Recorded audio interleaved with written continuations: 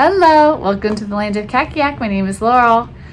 I have finished the McGuffey's First Reader Companion Notebook. All right, welcome to the desk. I've got our reader. I'm just going to show you a few products.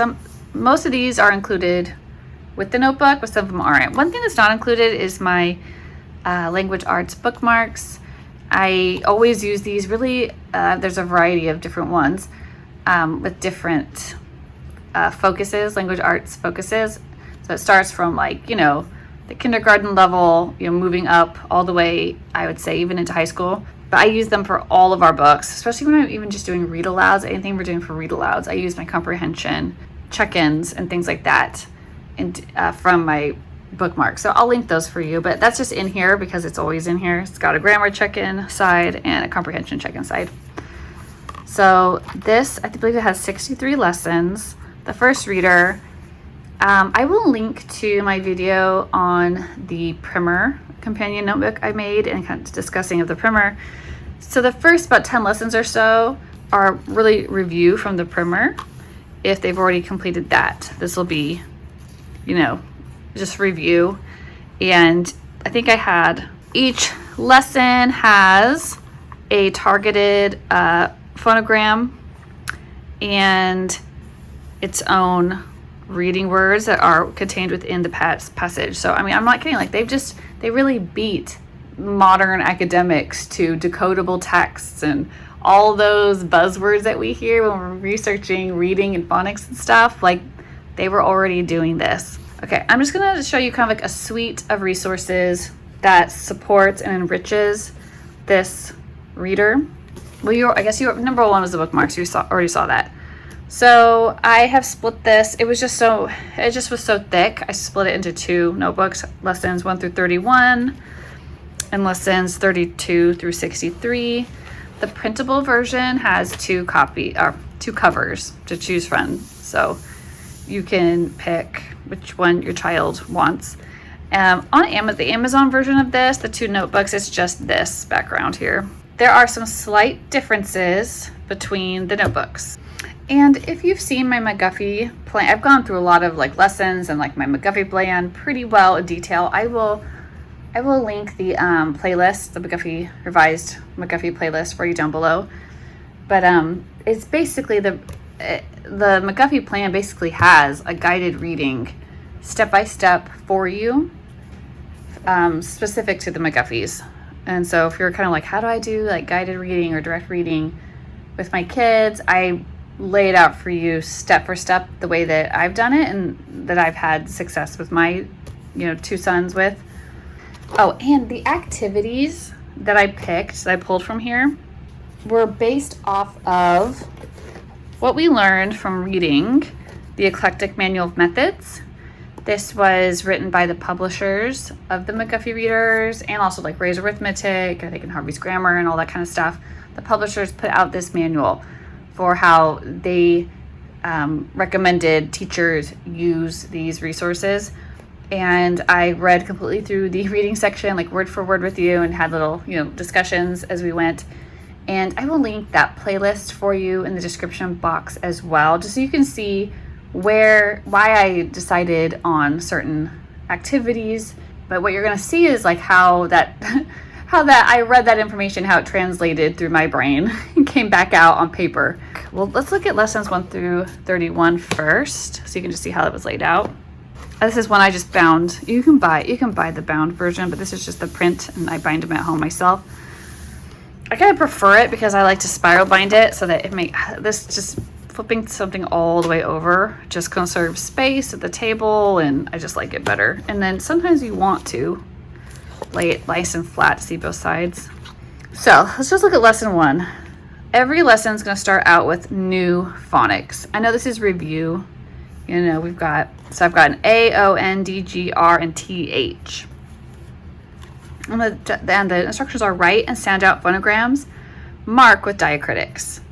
So they're talking about a specific sound of A, because we know A can say a, ah, and So I'm just going to let people use their readers to see the diacritical marks. So short O, hard G, short A. And this is how McGuffey, or whoever did the revised, I think actually wasn't Mr. McGuffey, but whoever did the revised version, how they marked their diacritics. So you may want to stay consistent with the book, or you may want to kind of do your own. Like I know I did, every once in a while I see something that looks a little different, or there's like, maybe a soft C, they put a little C with a little dot over it. But I first learned it with a Sadia. So it's just up to you. You can decide like what you want your marks to be. Just stay consistent. I personally am going to try to stay consistent with the reader as much as possible, because the kids are going to be reading from this. So this is a short A, it's A. Short O is A, N, D, G. If you want to there's a hard G, you can. And TH, if there's a voiced and unvoiced. So it's up to you if you want to make a mark for that. They don't mark it, but it might be a little early to really worry about it too much. And you could just let them intuitively decide if it's the voiced or unvoiced by sounding out the word and stuff. So this just gives them opportunities to practice not only sounding out those phonograms, what does this say? And I would just tell them, these letters have multiple sounds. Not all letters only have one sound that they can represent. But we're going to be specifically learning about the short A, and you're going to really want to focus on the pronunciation and the forming of the letter. So if you did my primer notebook, you'll notice this font is smaller than the previous. This handwriting line is a little bit smaller. I like to have them do, especially if they're like new to writing or if they're struggling with their handwriting, is trace one, write one. Trace one, write one. Trace one, write one, right? Have them practice that breve, a. And if you want to give them an example word, right, like at, right, something simple that they could read at, you can. Or you can go ahead and just pull from the reader, what word that they are referencing. Like they're using the word ran. You can see that they are going over the R, the A, and the N, and that word alone. O is ah, right? Again, a breve. Sometimes I do give these silly names, like, the short vowel gets the smile. Smile at your short vowel, because it kind of looks like a smiley face. My middle son called it macaroni. That's the macaroni. Okay, and G. This is a hard G, usually says G. This is first sound. I also teach them in order. If like A says A, and then maybe when you get to the long A's, you can say it has as a second sound. So it's A. When you get to the third sound, it's A, ah. What's its third sound? We do that a lot. I say, what's its third sound? Or what's its second sound when they say it wrong? And then they go A. Like that helps them sometimes come up with the right sound. So this is mostly just to practice making sure that they can form the sound themselves, that when you say it, that they can, echo it back to you correctly, so they hear it correctly, and they can enunciate it correctly, and they can write it correctly, and they can mark it correctly, right? So I would do the new phonics. I would introduce those on the first day, and I would do it's got R and TH too. I would do the word analysis.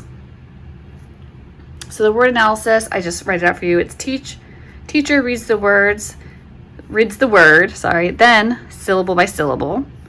That's if it's multi-syllabic. If it's a single, one syllable word, obviously you don't.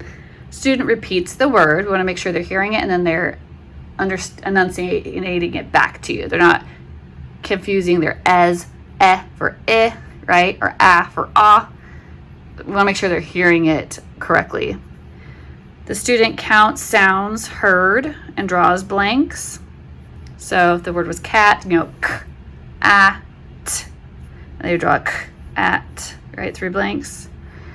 Or ran, a, n. Now the teacher spells the words sound by sound, and a student fills in the blanks.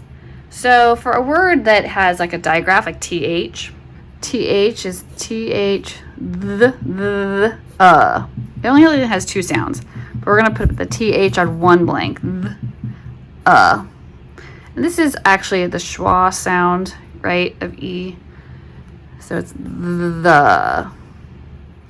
And the is and you could say it's an unaccented word, which is kind of, I feel like a difficult concept for like a first grader to get, even a 2nd grader.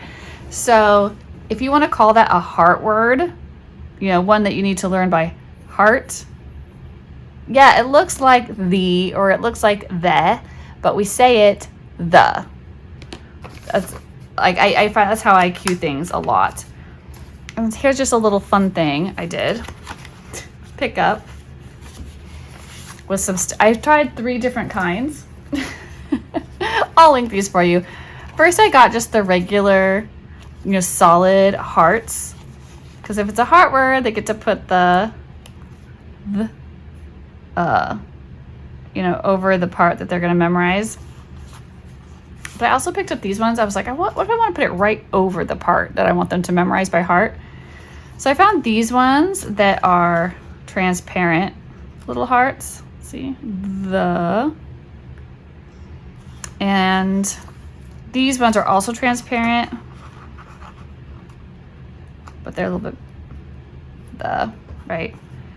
So I just wanted to have options. It's fun to have something that is, you kind of changes it up, that makes it, you know how they say multi-sensory or whatever, gives them that novel experience to tie to memory this word that they just need to memorize by heart. These high frequency, irregularly spelled heart words. Does that make sense? So they could draw it, you could do stickers. If you had a heart stamp, that would work too. Whatever. I just like the heart because we say, you know, you want to know it by heart. Okay, so this is where too on this page. So we want to do diacritical marks. So let's say we had dog, the, and ran. Short O. I want to go ahead and give them, these are short vowels. We smile at the short vowel. The breve, dog, ran, right? Stretch those sounds together. If there is a spelling pattern or a spelling rule, then this is where you want to point it out to them. And I would recommend what I think is the most helpful. Oh, I forgot to mention, when you see their new phonics, you want to either create a flashcard for that, or you want to, you know, have a set of phonogram flashcards that you start pulling those out and putting them into your review pile to do every day. This is mine because this came with I think this came with my last copybook of mine. You also can get free Alpha Phonics phonograph or phonogram, I forget which way they call it, flashcards, and those will work if you have your Phonics Made Plain flashcards, if you have Robinson Curriculum Phonics flashcards, just whatever Phonics flashcard set you have will work just fine. Or like I said, you can just use index cards. You can just make your own. But like this is actually, well, this is actually for Bo using the Primer notebook right now. But like I was just going to show you an example. These are his, right? These are phonics he's already gone over, and I keep them we drill and review these regularly. See, here's one. Like for some reason I lost my OU card and I just made one.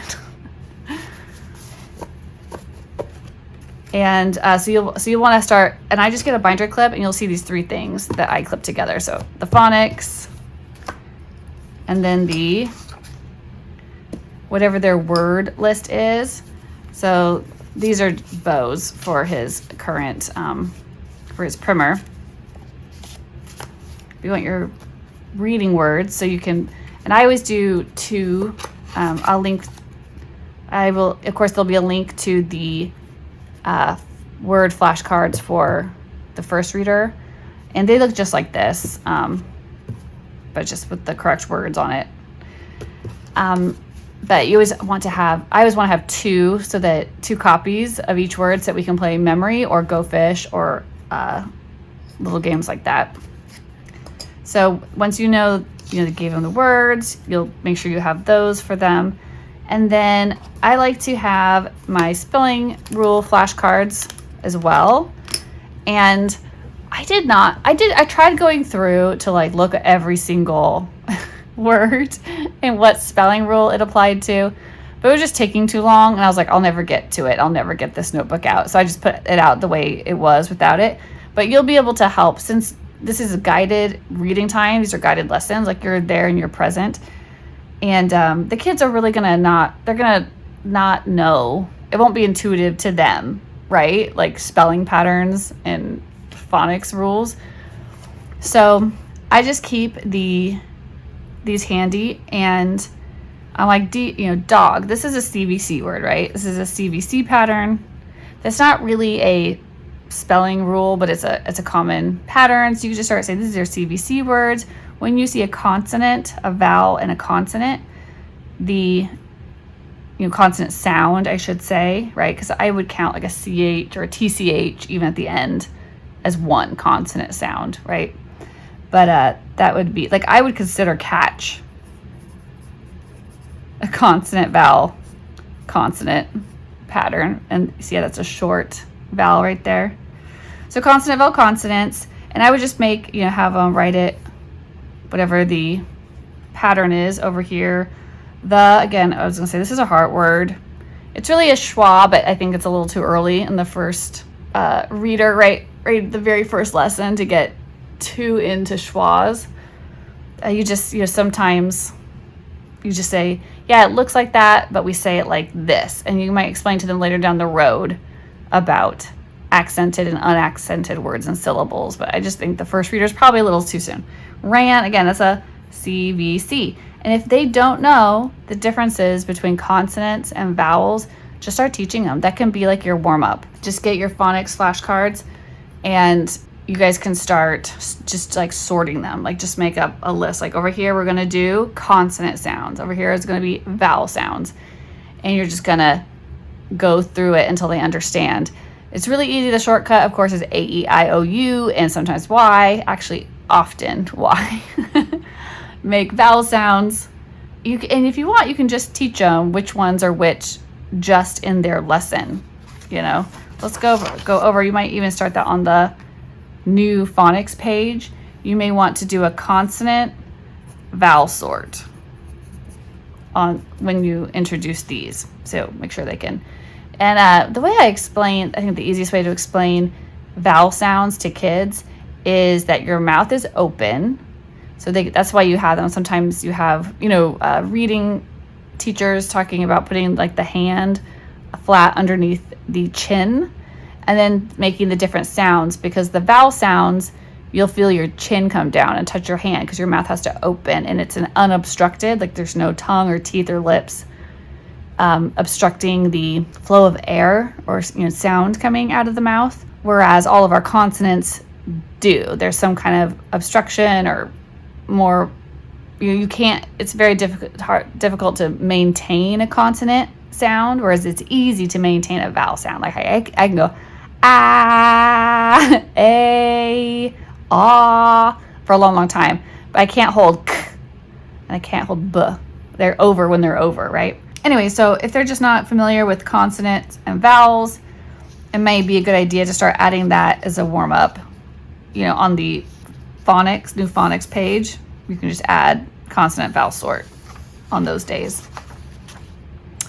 So now you have, this is called word analysis, right?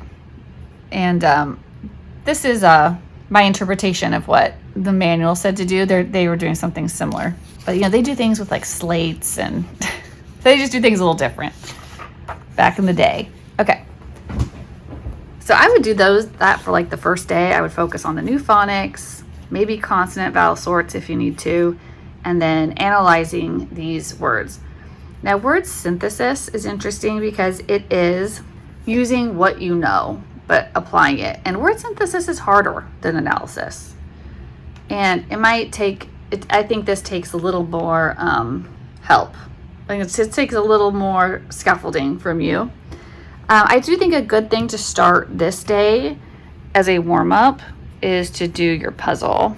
I'll show you the puzzle. Do a puzzle or a game of memory with your words. We want to bring these words back to mind that they analyzed the day bore. I mean, you could also do a phonogram drill, right pile, wrong pile, but we're going to do that in a few days anyways. But I like to play memory, and when we play memory, you know, you put them all upside down and you flip them over. I make them read it, and if they don't get to move on until they have actually read the word, so they may have to take some time to sound it out, or try to remember if it's a hard word, try to see if they can remember, like, oh yeah, it looks like that, but we say it like, and see if they can come up with it. But I want to let them be in that where they're struggling for a little bit for a while, you know, see if they can come up with it.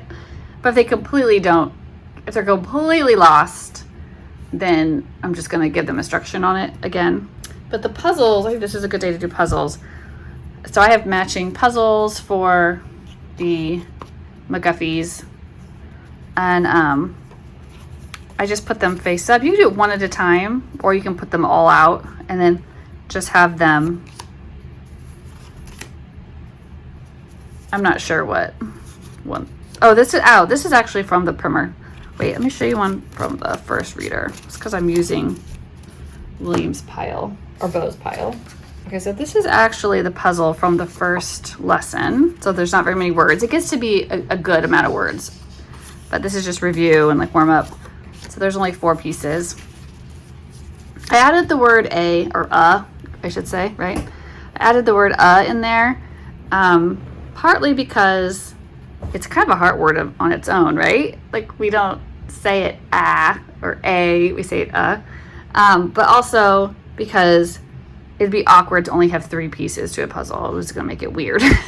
So you'll notice that in the puzzles, every once in a while I add in a word from the lesson.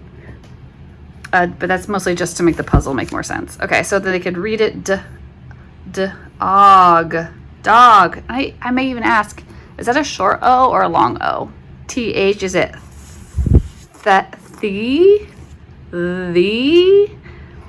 You're close. It looks like that, but we say it the, right? Short A, long A. This is actually a schwa A, but we just, it's a. And when they get it right, they can flip over their pieces, right? They can then they figure it out. They put together their puzzle. Of course, this is like hard, middle of my spiral. And it's actually just the same. It's just the picture straight out of the reader. It gives them something satisfying to do. Okay, so let's say you did your puzzle to warm up, right? You reviewed those words. You could even leave them out, or you can use your other flashcards. Let's say you could leave them out. So the, dog, and ran. Now so you may dictate it to them, right? So student builds new words from known sounds or follows the learned spelling patterns, but substitutes a beginning, middle, or end phoneme. So you may say to dictate, your first word is the, TH, is it E, the. But that was a heart word, right? There's not a lot of other words that are related, right? That are gonna follow this pattern or anything like that. So you may just leave it there, but you could, if you wanted to, you could say, like, what's another sound you know? Like, because they know their alphabet. What if you gave them T, H, E, have them write the, if you added on a letter, could you make another word, right? And this is what I have given this down here for, because I think I would just like run through the alphabet. Is Deb, Dek, thed, def, theg, you know, until them, till you get to an M. Is that a word? Yeah, that is a word. Do you see the spelling pattern? Do you see a CVC pattern in there? Right, C, V, C. And is the vowel short? Does it follow the pattern? Yeah, it does. That fits that CVC pattern if you add an M to it. But the vowel is going to be short. I also, with the notebook, I did give you all of these, and I haven't sorted them out yet. I might need to do it right now. I gave you a sheet. I already cut mine up and printed it on cardstock. And I did give you 3 different font options, plus black and white or color. But I've got all of my consonant sounds in blue, so I'm trying to make it match, right? And I've got my vowel sounds, even my vowel teams, in like a reddish color, red. I just picked up these coin, I'll link these for you. They're only a couple bucks. These like coin envelopes. You could also use these for doing your vowel or consonant sorts. Right, so I might label one vowels. And of course, I hope you've probably already established with them that letters are just visual representations of sounds. Like our language is really a sound. It's a spoken language first. I also have vowel teams, like E, A. We have consonant digraphs. Just means, you know, 2 letters making a consonant sound. Like 2 letters make one sound, like CK and TH and CH. Even like TCH, I guess that's a trigraph, right? But I would put those like in here. AI, the vowel teams. So vowel teams are 2 vowels, or sometimes they're called vowel digraphs. But they're making one vowel sound, just like a normal vowel sound, but there's 2 of them there, right? Teaming up. Like A and I are just saying A. It's just a normal vowel sound, but we're spelling it with 2 letters. You know, WH, it's either going to say W or H. It can alternate between which one, depending on what comes after, what letter comes after. IR, so R controlled vowels, I do put in their own category. R controlled vowels. Oh, we've got our diphthongs, right? So it's like 2 letters teaming up, but they make a new unique sound, like oi. Who came up with these names? I don't know. Diphthong. Diphthong. This is just what you may have a better way to keep these. I do have a phonics like file. I made a video on it a while back, but it's basically all these same pieces, but people put them into a file, like just a vanilla file, and that can be a really convenient way to keep these. Let me show you. So I made this one a while back, and it is convenient once I have it. It's all these same pieces, right? Although I had to make one for an extra Y, because I was like, we need Y as a vowel. But I used, you know, those Velcro pieces, so they match up, so I can build it like that. But this is a really convenient way to keep these organized, and you can see them all right away. So I do like this way. I'll link that video down below if you want to see me putting that together. It was kind of a pain, to put together is the only thing. Some of the consonants, right, I'm going to double because of the floss rule. We do a lot of doubling. FLS, sometimes Z, right? So anyways, the point was you could get these. You could pull out just the ones that you need. So our next word is ran. Dictate it to an ran. Dictate. Short A. You can say, yeah, that's a CVC word. Do you remember that one? Yeah, consonant, vowel, consonant. Vowel is short. You could have them just change.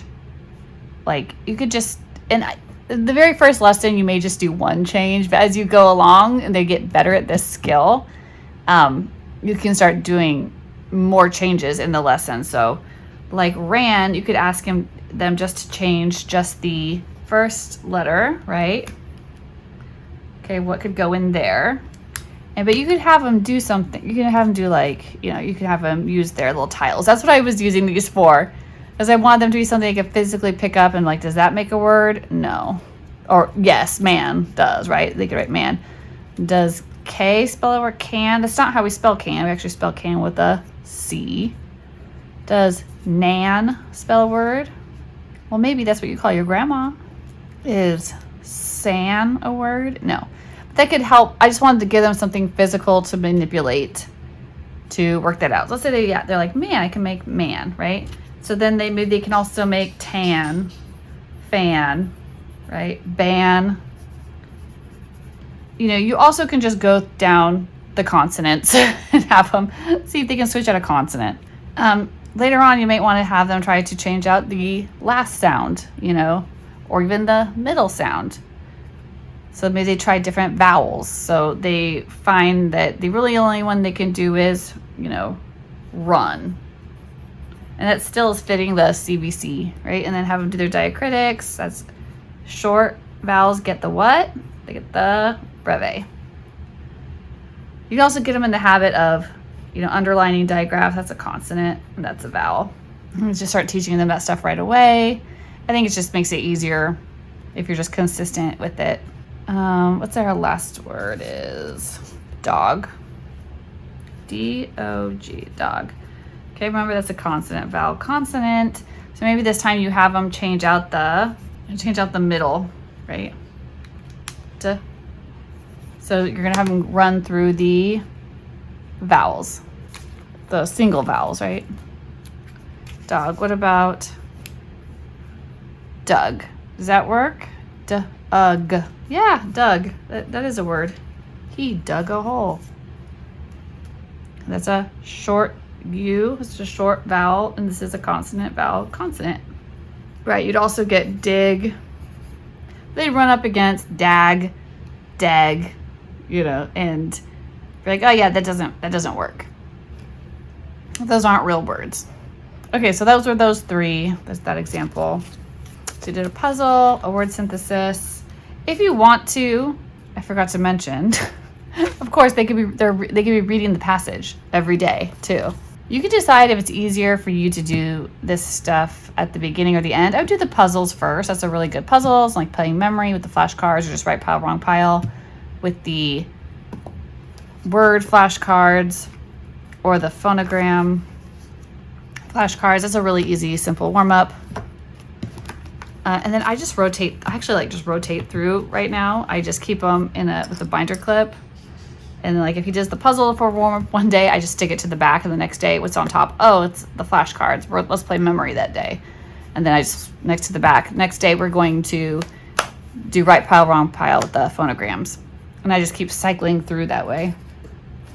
He's continuously reviewing all those levels. So going from the, you know, smallest level, the phonogram level, the smallest unit of sounds, to the word level.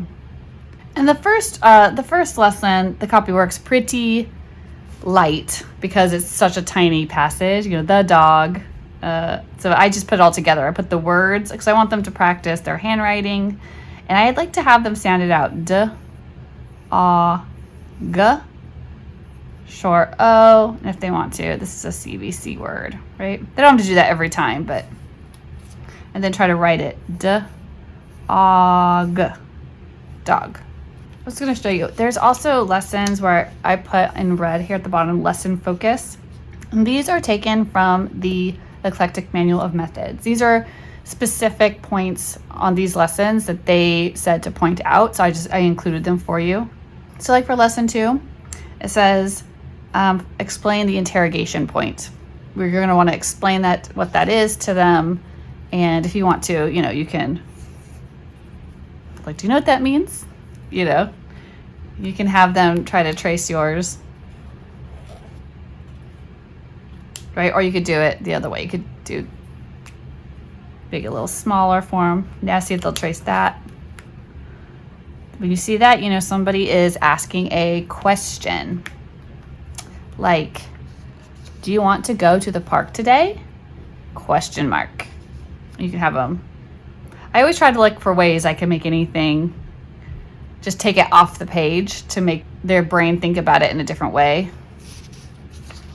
Okay, so again, introduce a new phonics, introduce any new diacritical marks, practice the pronunciation, introduce a new word with the word analysis, point out any new spelling patterns, like go through all the spelling patterns as their CVC. is there a floss? You'll probably see the floss rule, yeah, for sure, come up. You'll eventually start seeing, you'll see actually a lot of these spelling rules in there. You'll see lots of reasons for the silent final E, right? Rule 7 is very popular. And as you start seeing them, just pull them out and keep them as part of their review pile. I just like to, because you'll probably see them again in the next lesson. So just might as well just have it handy. Okay, so you're also, right, you're working in your warm up. Back to word synthesis. Let them play with those words. Word copy work. Passage copy work. So it gets, I was going to skip forward so you kind of see how it gets quite a bit longer, right? Let's see, we're somewhere in the middle of the first notebook. Remember these notebooks, I split the book into 2, but this book could span like 2 school years if you do a regular schedule. I mean, if you go over the summer, obviously it won't take 2 whole school years, but it's 63 lessons. Let's say you're roughly doing 1 a week. 63, weeks is it's not that much more than just a year, a 52-week year, right? But you may stay on a lesson longer than 1 week. That's fine. If you may run out of pages, that's fine. So you've done this stuff, you can always go back to them. There's a lot of times there's going to be extra lines or extra space. You can do more of these exercises, or you can just have them just every day keep reading. And they may not be doing all this copy work in one day anyways. I would say, let's say this is like somewhere in the 1st grade. Like I'm thinking right now about my son's in the primer and he's in, we're getting towards the endish of kindergarten. He's still going to be in the primer for quite a while. Let's say he doesn't start this first reader until halfway through. I may only be having him do, 2 to 4 lines of copy work at a time or whatever, just whatever their stamina is. And these are made to be traced. That's why they're in gray, so you can have them trace it and then write it on their own and see how close it is. You're trying to train them for proper handhold, proper posture, consistent spacing, correct spacing, not missing punctuation and stuff like that.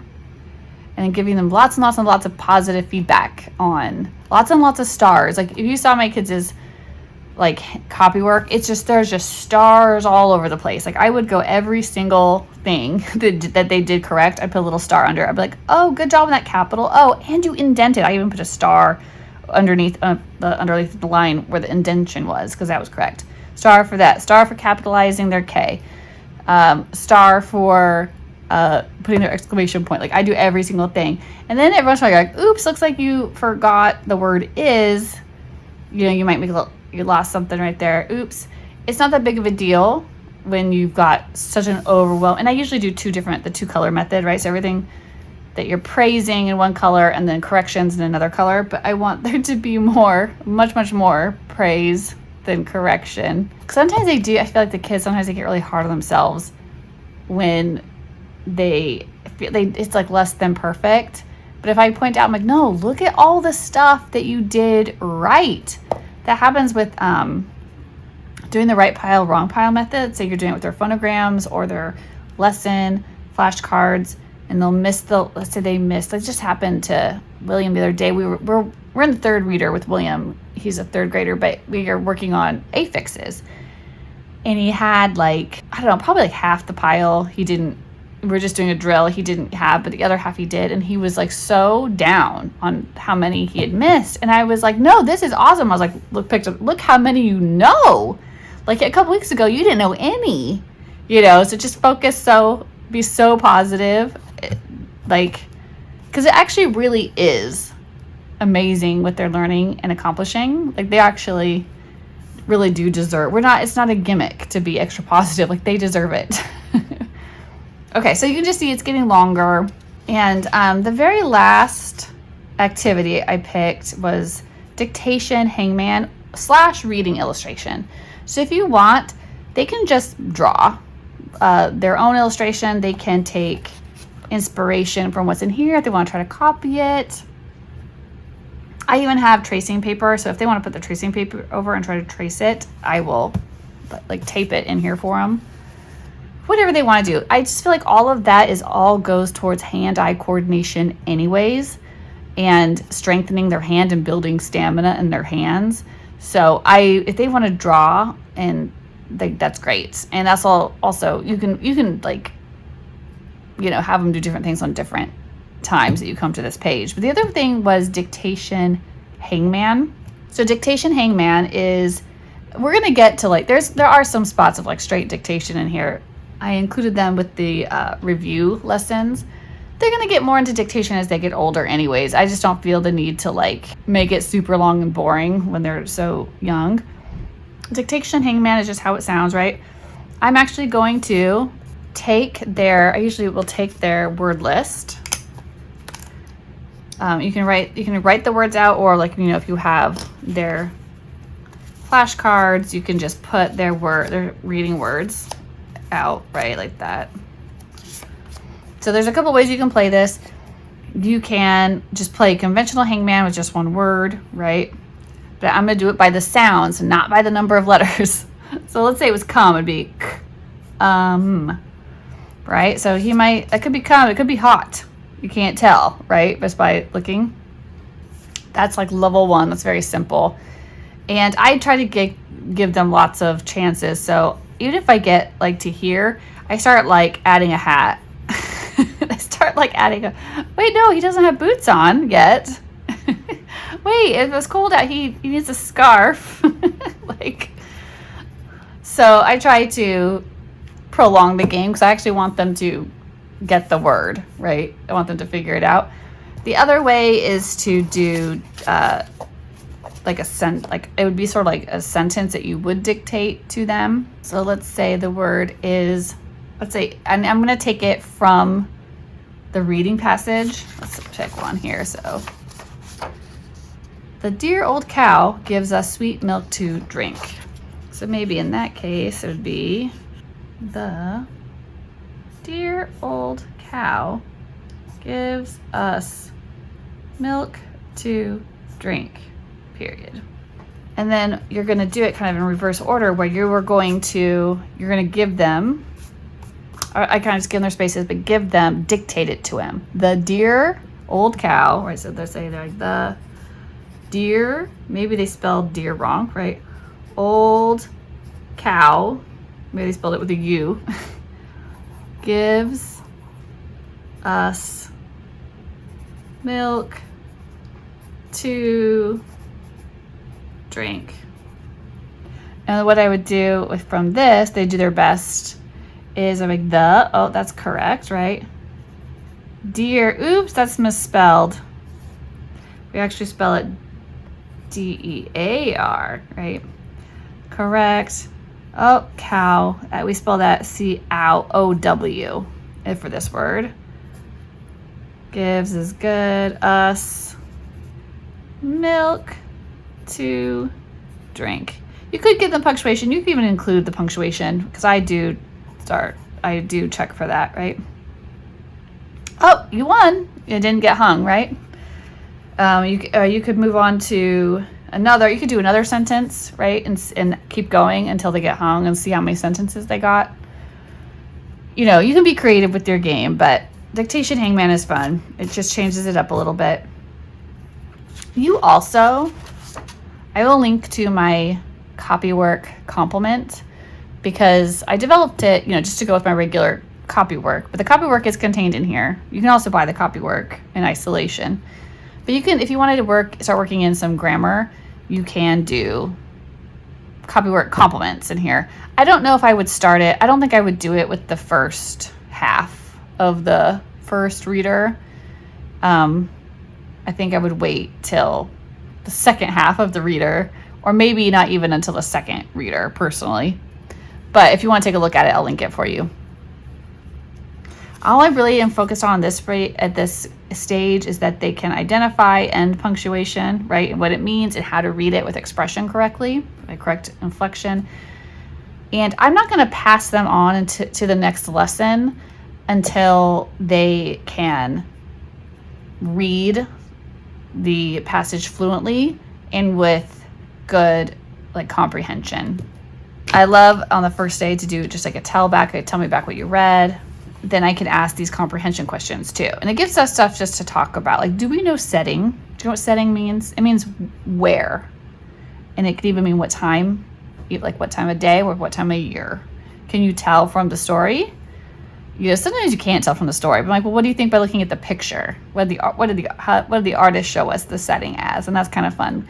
And then you can get out your handy dandy magnifying. This is what I've used this for so many picture studies. We use this constantly. I will link it for you. It's one of my absolute favorite homeschool finds. We use it constantly. But I originally got it for the McGuffey's, for looking closely at these beautiful illustrations. Sometimes we look for the guy's signature, the illustrator's signature, or to just look at like words up close. Study the diacritical marks up close. Let them have fun with it. Then there is periodically review lessons. And for when we come to the review lessons in the reader, the review lesson is going to look like this. Review words. I just listed a whole bunch of review words. It's not necessarily, they're not given by the book, but I went back to words that had been covered thus far and put together a list.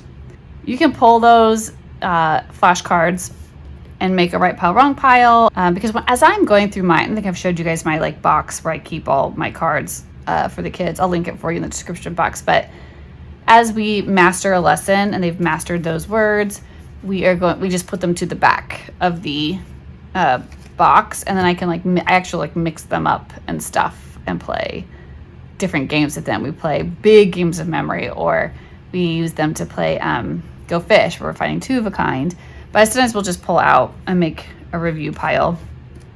If that's too time consuming, if you don't want to, you can just look at this, and then you can have them just write on a chalkboard or something, and you can just dictate the word to them and see if they know how to spell it, right? You could check for spelling.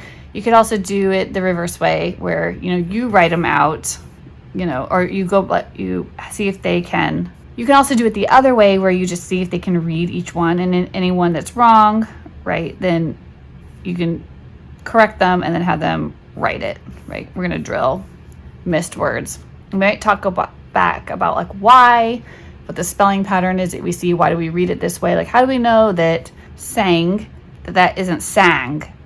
It's ang, right? Ang is a glued sound, and that's something you would have gone over by this point. I think every once in a while I did kind of update the phonics, just in honesty, because they may have just, for A and G, we call it a glued sound now. We know ink, ank, onk, unk, ing, ang, ong, ung. We know those as glued sounds now because we just see them. They're so common. We just know, we say A and G, we just know it's pronounced ang. So I did update some of those phonics as they came up, but oh, I missed the first page. The first page is the review the phonograms. Just go back. You've been pulling in each lesson. You've been pulling the phonograms that go with each lesson, and just right pile, wrong pile for them, right? Have them look at it. Oi. Good, right? Right pile. Shh, right pile. Ald. Nope, that's old. Wrong pile.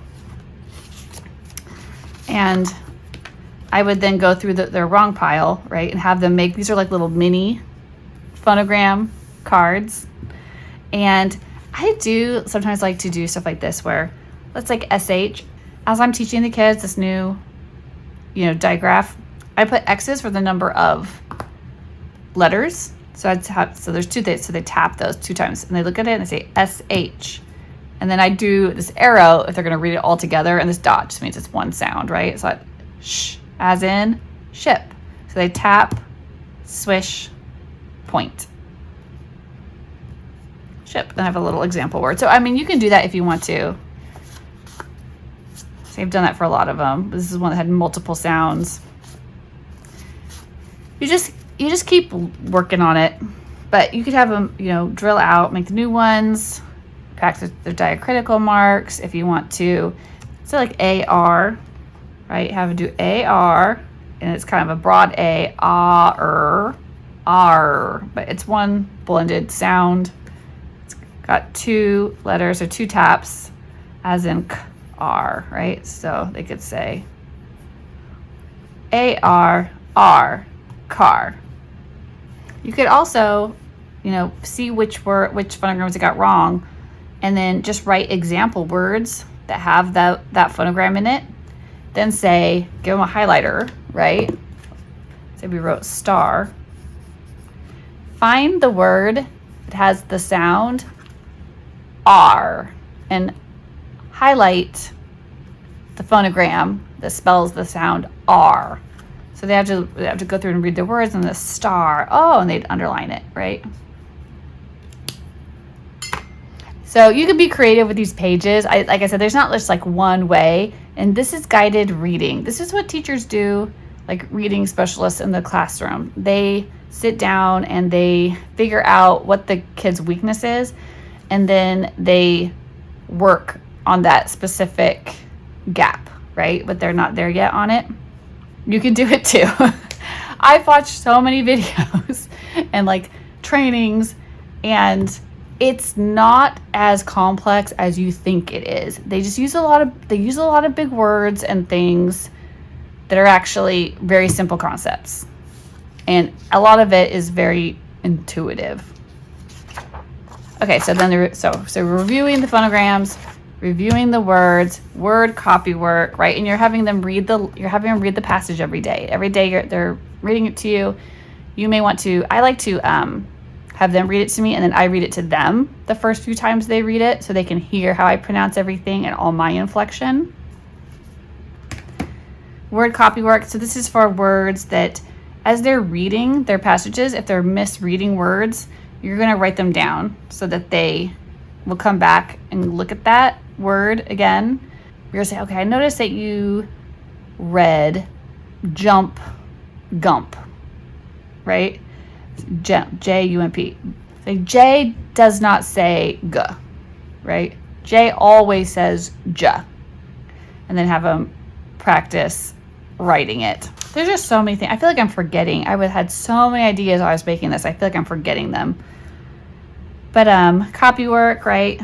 So you may have them start looking for, it's like they're doing their copy work, they're reading every day, and they get to the point where they're doing like 1 or 2 lines, and they're doing 2 or 3 lines, and they're doing 2 or 4 lines, And I count tracing as a line. So if they traced a line, write a line, they wrote 2 lines, And then if you want to, give them their highlighter and say, find me a question mark. Find all the question marks and underline them in blue, right? Oh, good, you got them. What does it mean? It means someone's asking a question. Perfect. Then give them a different one. Okay, find me all of the quotation marks and highlight them in pink. So they do this. Okay, good. What does it mean? It means someone's talking, right? The words inside are what someone said. And you're going to start training them on that stuff. And then the last one of the review is a dictation. So this is a little bit more formal, and it's for you to check in to see where their skill level is. Don't freak out if they're gonna make mistakes. It's not gonna be perfect by the end of the lesson. They're so young. So we just keep practicing. What I personally am most interested in at this level is their reading. Is their reading fluent? Is their reading comprehension accurate? To me, that's the most important, and we just keep the spelling and the writing. It comes, but it comes slower. It's harder. This one, they just said to point out the contraction, right? All right, so you get the basic idea, right? Word analysis again. See how there's lots more blanks here because there's lots more words to analyze as you go along the word lists. The thing I like, and I do like about the revised, is that the word lists are not as long as the original. So in the original, reading passages have insanely long word lists. I'm like, that's too many to focus on. Okay, so let's say you get all the way through lesson 31. You've been doing puzzles, you've been playing memory, you've been doing copy work, they've been writing, they've been doing dictation, hangman, they've been drawing, they've been doing phonogram drills. And this is all done. Woohoo! Throw them a party. This is a lot of work. You're proud of them, right? Give them a reward for doing this. I will bake my kids a cake or take them to Dollar Tree and let them get whatever they want. Okay. The next notebook So lessons 32 to 63, it levels up a little bit. So first off, of course, the reading is more advanced, right? The phonics more advanced. Here's it's talking about a heart word, says, right? There's a note to you there that there's going to be a heart word in this passage. But also, so the font is slightly smaller, just a tiny bit smaller. I'm trying to get them by the time they get to the third reader that they don't need a handwriting line. So we're slowly stepping down all the time. So when we do the second, copy work, will be even smaller for the second companion notebook. Let's see what else is different. That's pretty much the same. Again, this is the same, the word synthesis, except it's just that the lines are a tiny bit smaller because they should have better control of their hand at this point, right? And the word copywork's a little bit different. I like this kind of midweek, a couple days in, check that, they can trace that, but I want to see that how are they doing writing on just an open line? Like, are they staying consistent with their letter sizing and their proportions and stuff like this guide gives them? We're starting to test them. I like to be able to see that they're progressing or see what letters. I assume something, it's like the lowercase letters, right? They'd write June, right? They'd be like June, and then they'd write like a big E, like a little E like that huge. You're like, actually make sure that the little U, little N, and little E are all the same height. How do you do that without a line? And let them start practicing that skill of seeing that with their mind's eye and making those adjustments without being reliant on a line. And they're going to go right back to the line, don't worry. But I just like to start having little baby workouts for that, for their little brains. Okay, hangman. Okay, so it's just the same basically. Those are just the only changes for the second one. Okay, so what do I have here? I've got, I've got your letter tiles if you want to use them. These little envelopes to keep them if you want. We've got the notebooks, we've got the reader. We've got puzzles, right? Word puzzles, spelling rules, phonogram flashcards, word flashcards. I love having my magnifying glass. Get a set of highlighters. I'll link my favorite ones. And we all have binder clips and pencils, right? Okay. I hope this was helpful and not overwhelming. This is trying to accomplish a lot and focus it all on the McGuffey's so that we're not missing all the amazing content that these books provide. And we are on our way towards the second reader companion notebook. I'm gonna start working on that probably sometime next month. Okay, leave me any comments. Tell me what you think. Check it out. And I will see you back here soon. Bye.